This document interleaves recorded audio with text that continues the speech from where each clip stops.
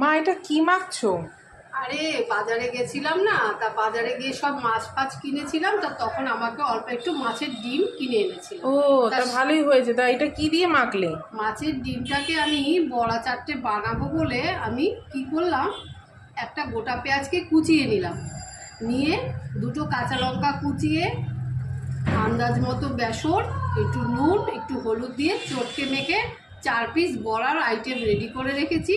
এখন আমি কড়াইতে তেল দিয়ে গরম করে বড়াটাকে ভেজে নেব।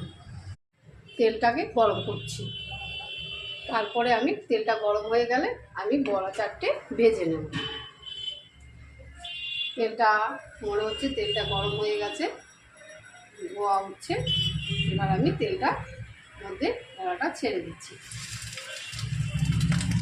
আর এক পিঠ ভাজা হয়ে গেছে, তাই আমি বড়াটাকে উল্টে নেব।